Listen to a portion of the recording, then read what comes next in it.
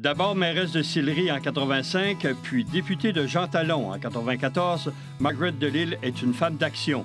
Dans le gouvernement Charest, elle devient ministre déléguée à la protection de la jeunesse et à la réadaptation. On lui doit une réforme de la loi sur la protection de la jeunesse. Bienvenue à Mémoire de député.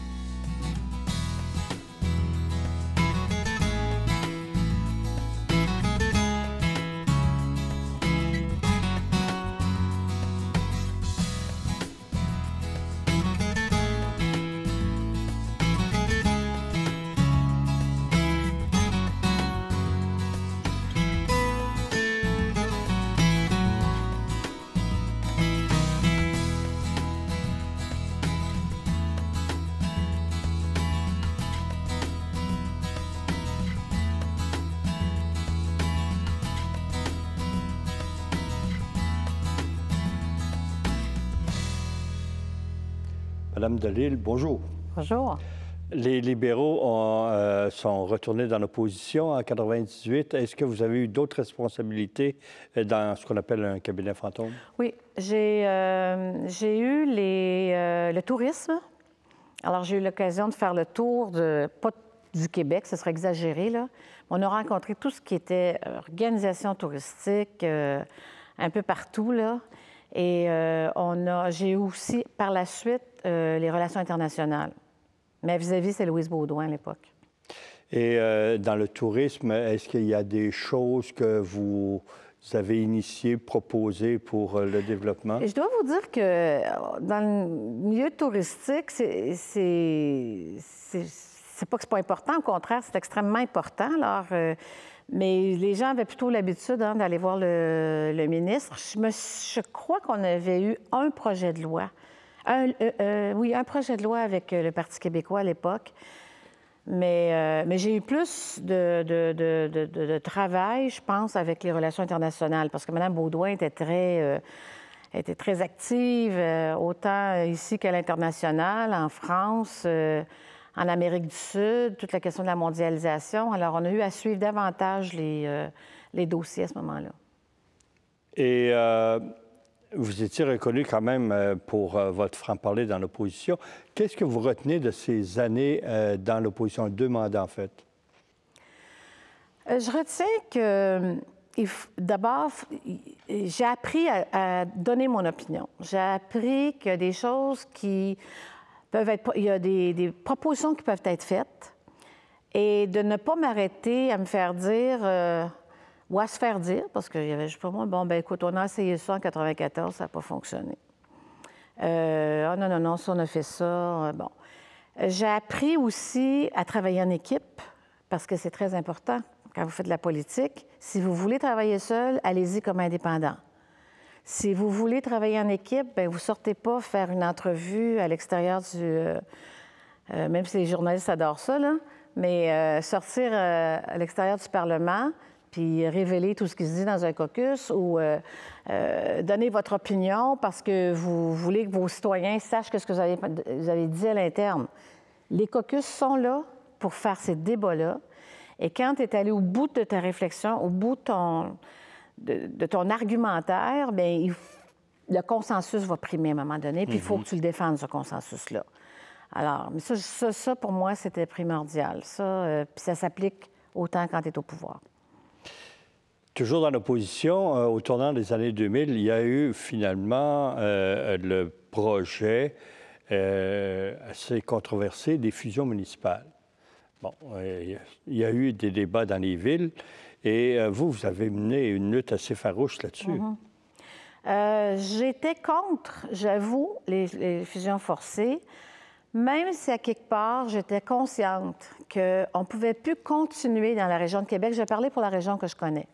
Qu'on ne pouvait plus continuer dans la région de Québec à saupoudrer des subventions, à prendre des décisions qui en concernent 13, alors que la Ville de Québec était la ville la plus importante, qui était la ville la plus grosse, devait toujours être, je ne vais pas dire à la merci parce que c'est un peu exagéré, là, mais devait toujours tenter de convaincre les 9 petites villes que nous formions, on formait un groupe, puis les 3 villes moyennes. Je vous dirais, Monsieur le Président, que ce n'est pas de gaieté de cœur ce soir que j'interviens pour dénoncer le projet de loi 170, ce projet de loi qui concerne la réforme réorganisationnelle des villes de Québec, de Montréal et de l'Outaouais. J'ai jamais souhaité, Monsieur le Président, le maintien du statu quo, pas plus que ne l'a souhaité ma formation politique, et ce, contrairement au message martelé et répété à satiété par la ministre responsable des Affaires municipales et par son premier ministre. D'ailleurs, afin de convaincre la population du bien fondé de la justification de sa réforme, de ce grand chambardement dans nos collectivités, le gouvernement nous rappelle à pleine page dans les journaux, et je cite, « Les fusions municipales, ça fait plus de 30 ans qu'on s'en parle. » Le gouvernement en ajoute en prétendant qu'on s'en parle vraiment depuis 30 ans. Qui ça, on? Si on exclut le gouvernement et les grandes municipalités, les citoyens ont-ils été consultés? Ont-ils pu s'exprimer? Ont-ils pu nous dire à nous, les élus que nous sommes, qu'il fallait absolument passer par un méga regroupement, forcé de surcroît, pour réaliser notre salut économique? D'où vient cette notion qui est complètement dépassée, qu'aucun pays n'a mis en pratique depuis au moins 40 ans, qu'il faut absolument, au nom de la modernité, être très gros pour compétitionner sur les marchés internationaux? Alors, j'étais contre la façon dont ça s'est fait. J'étais contre le modèle unique. Contre. Je n'ai jamais compris pourquoi la Ville de Québec n'aurait pas pu avoir son modèle, différent de celui de Montréal, notre propre modèle où on aurait eu appelez-la la communauté urbaine, appelez-la, actuellement, ça s'appelle la communauté métropolitaine, mais de le faire de la façon dont le Parti québécois le fait, j'étais contre ça. Alors, c'est ça que j'ai débattu dans ma communauté. On est allé, en 98, il y avait Michel et moi. Il n'y avait pas d'autres députés. Michel Després. Excusez-moi, Michel Després et moi. Alors, on a fait toutes les villes, les petites villes, où on a rencontré les citoyens, on a expliqué notre point de vue. Et puis, évidemment, le Parti québécois a créé le modèle unique, en fait, parce que je savais quoi, j'étais en total désaccord. Et quel souvenir vous gardez de tout cet épisode-là? Parce que ça a duré quand même quelques années, y compris même l'élection qui a suivi.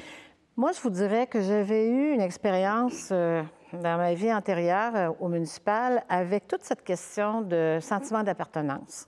On avait eu à Sillery à prendre une décision assez importante, à savoir est-ce qu'on rénove ou restaure notre usine d'alimentation en eau potable parce qu'on s'alimentait au fleuve, ou est-ce qu'on se raccorde avec Québec? Écoutez, on est passé par 3 signatures de registre. Une fois en faveur, on s'est fait battre 3 fois. Québec, c'est-à-dire on reste à Sillery, on s'en va à Québec, et la 3e fois, c'était Québec avec un nouveau projet. Alors, on est allé en référendum. Donc, je savais que la population pouvait être partagée, mais je savais aussi que chez nous, puis dans les plus petites villes, les gens avaient ce sentiment d'appartenance qui leur était propre. D'ailleurs, je me suis rendu compte après les fusions que Sillery a tout fait, le secteur Sillery a tout fait pour garder ses bénévoles, garder son sentiment d'appartenance. Puis je pense que c'est assez réussi. Alors, j'ai débattu ça, moi, avec les citoyens, parce que c'est ce qu'on a entendu beaucoup. Mais la difficulté, c'était d'équilibrer le raisonnement entre ce sentiment-là chez nous, mais de ne jamais vouloir rien payer pour tout ce qui était agglomération, que ce soit les équipements de la communauté urbaine, que ce soit pour le Colisée, tout le monde y allait, mais personne ne voulait payer. La Ville de Québec, quand même, payait beaucoup de choses pour l'ensemble de la région. Mm-hmm. Alors, j'étais très tiraillée, parce que j'étais très consciente qu'il y avait beaucoup de vrai là-dedans. Ça a été un enjeu, ça aussi, aux élections de 2003. Ouais. Fusion, diffusion aussi. Qu'est-ce qui est ressorti de tout ça, finalement? Bien, sur la campagne électorale de 2003, c'est sûr que notre parti avait pris l'engagement de permettre la diffusion si tel était le souhait des villes concernées. Alors, dans la région de Québec, les maires ont fait une campagne, c'est sûr, pour la diffusion. Il y a seulement 2 villes, finalement, qui ont eu une majorité à ce niveau-là. Montréal, bien, il y en a plusieurs qui se sont défusionnés. Ça a quand même créé une structure qui est assez compliquée à gérer à Montréal. Et moi, je pense, ce que j'aurais aimé, ça c'est mon franc-parler, mais ce que j'aurais peut-être souhaité, c'est qu'on arrive à corriger les erreurs dans la loi sur les fusions, la loi de Mme Harel. Corriger les erreurs pour créer un équilibre qui ressemble finalement à ce que les maires des grandes villes souhaitaient et ce que les maires des plus petites villes, qui devenaient des conseillers municipaux, puissent aussi refléter à l'intérieur de ces équipes-là. Mais ça ne s'est pas passé comme ça.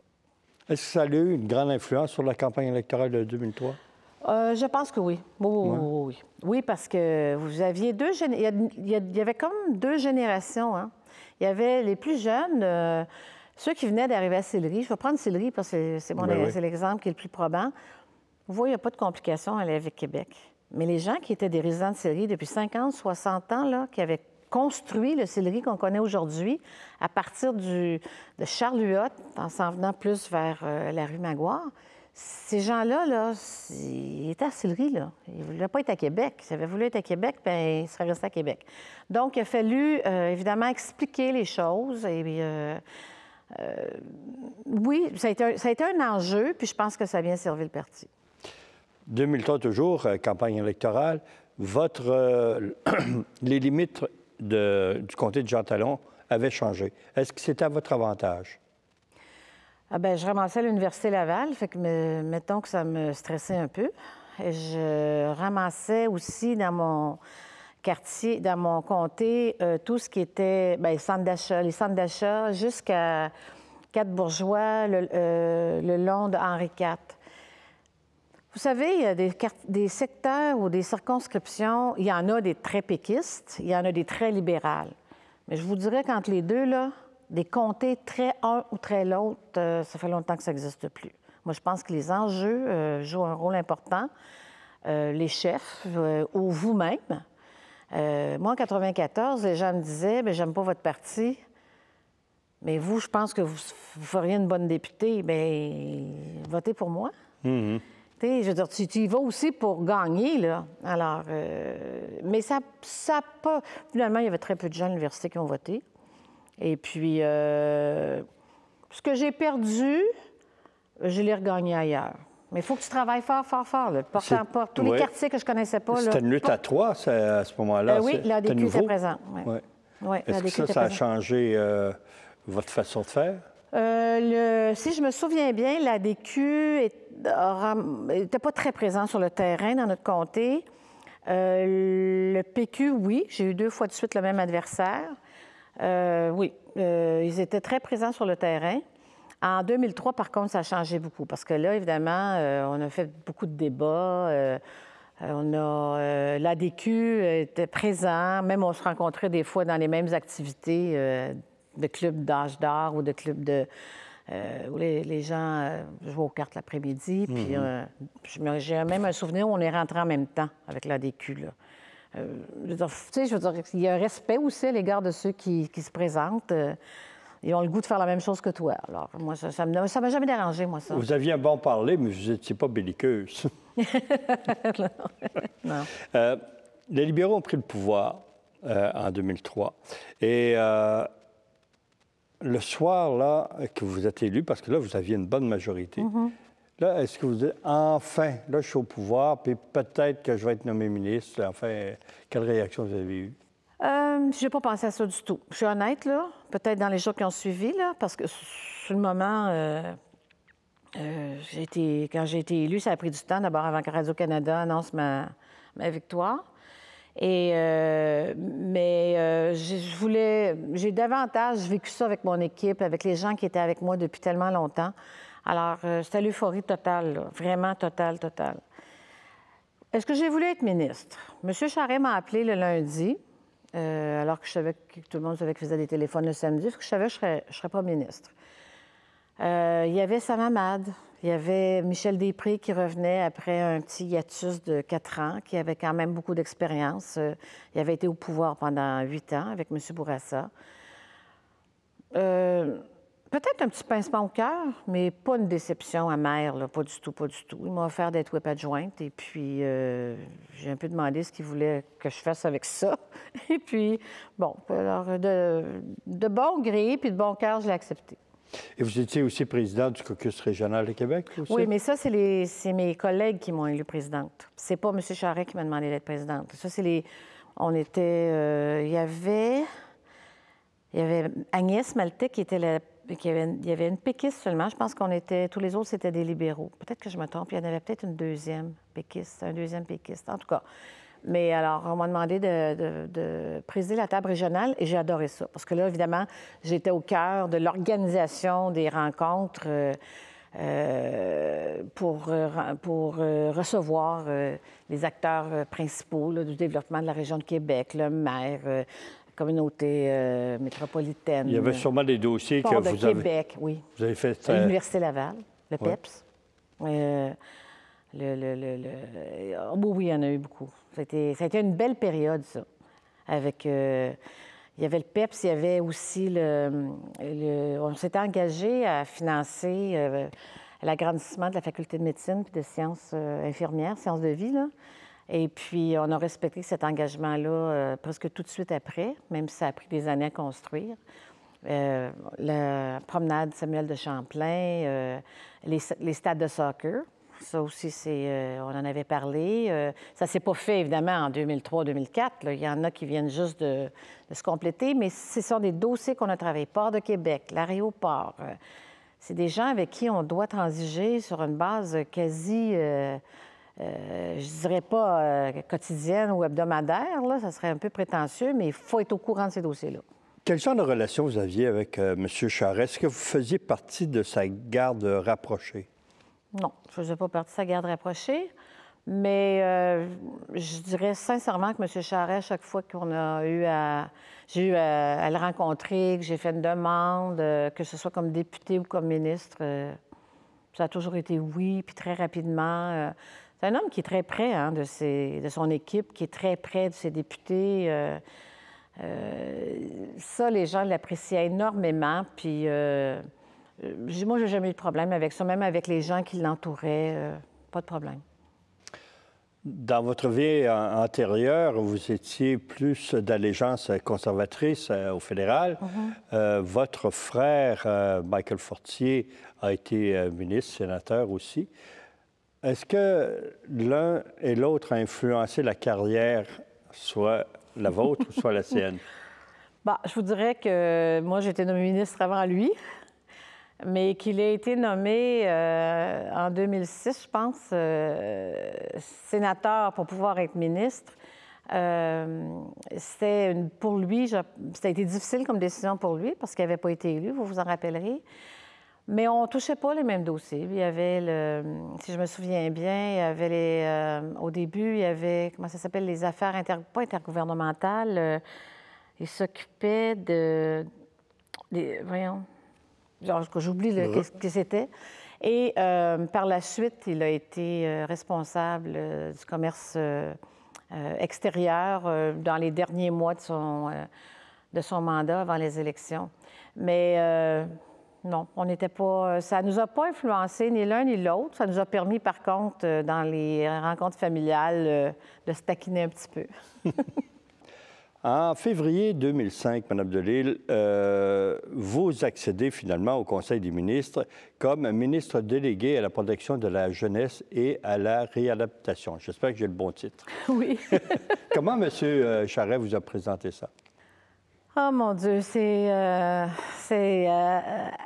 assez étrange, là, parce que j'ai été convoquée à une rencontre à Québec, quelque part.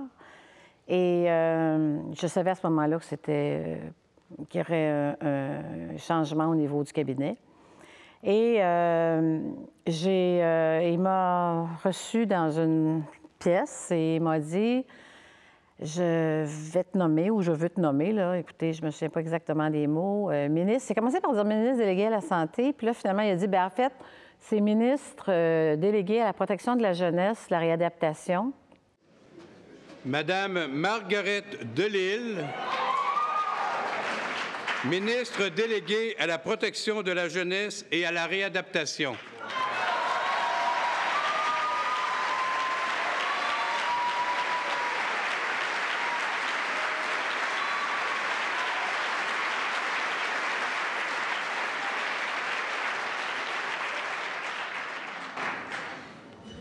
Je déclare sous serment que je remplirai les devoirs de ma charge de membre du comité exécutif avec honnêteté et justice et que je ne ferai connaître sans y être dûment autorisé quoi que ce soit dont j'aurais eu connaissance dans l'exercice de cette charge.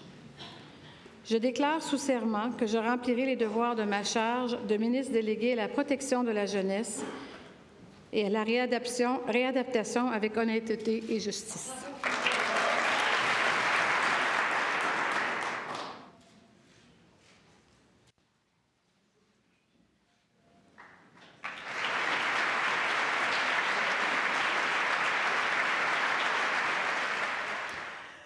Et je dois vous avouer que, bon, protection de la jeunesse, je ne connaissais de protection de la jeunesse que ce qu'on lisait dans les journaux concernant la DPJ. Ce qui allait mal.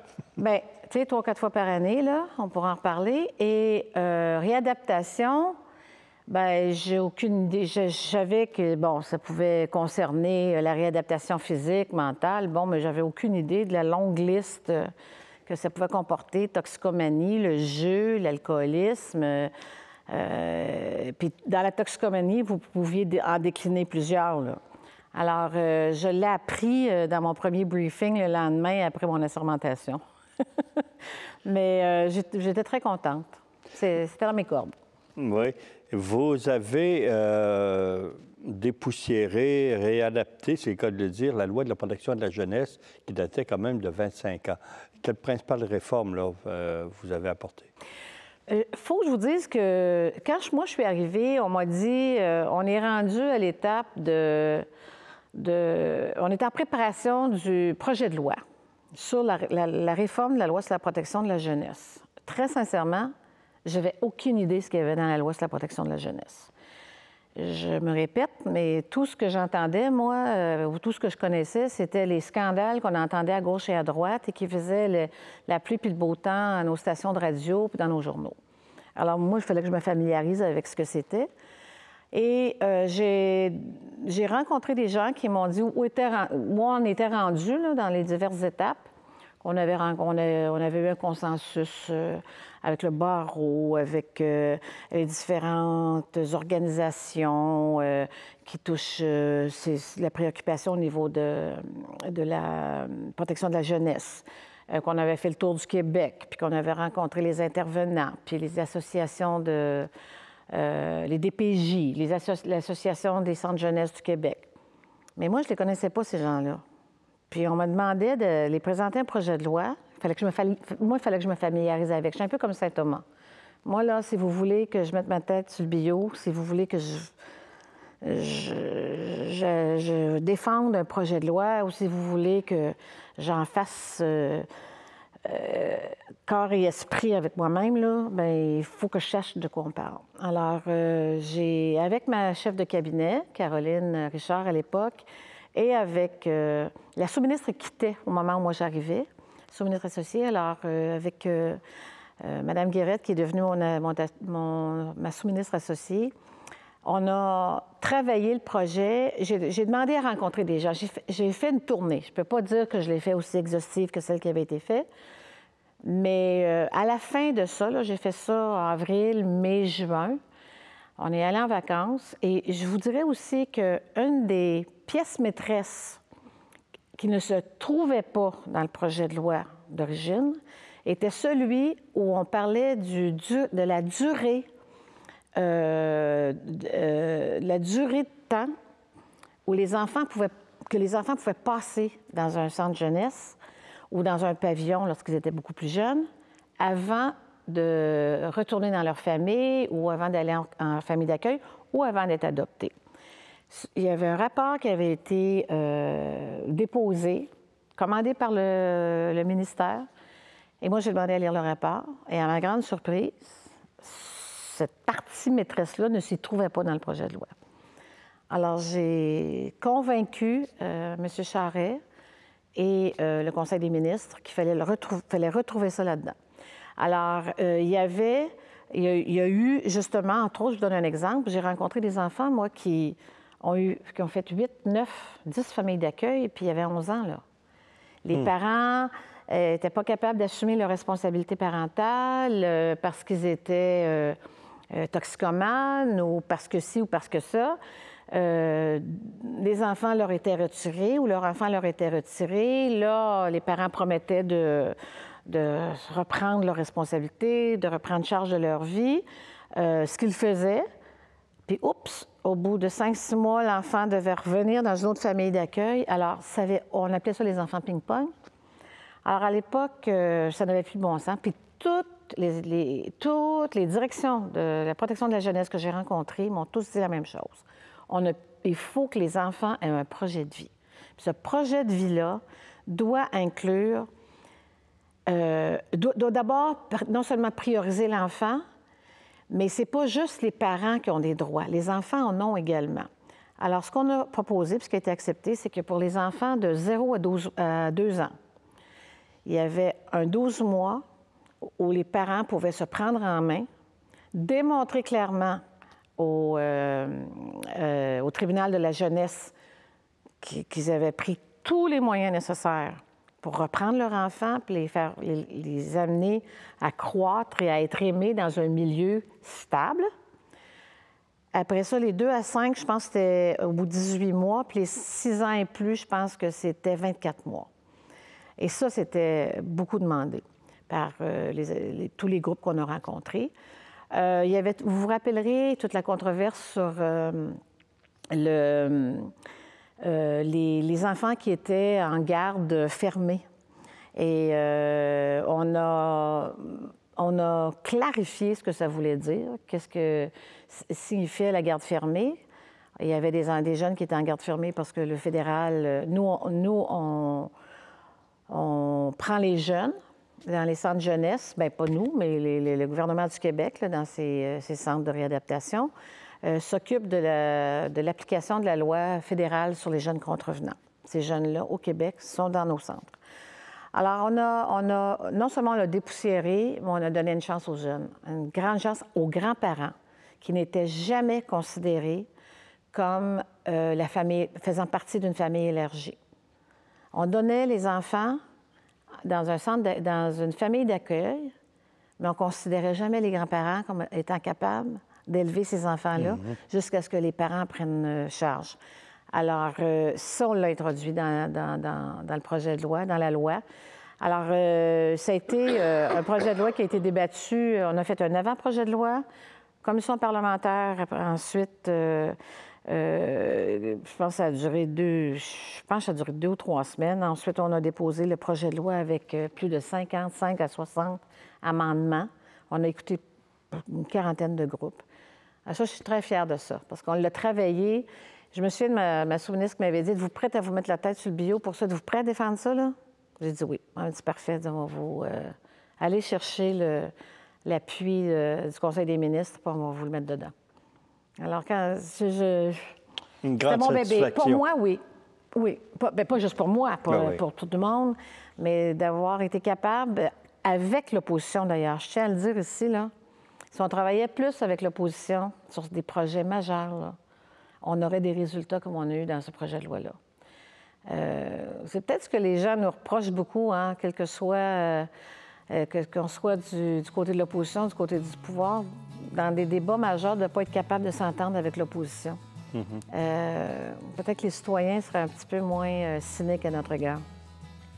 Merci, Mme Delisle. On continue la semaine prochaine. Ça va me faire plaisir.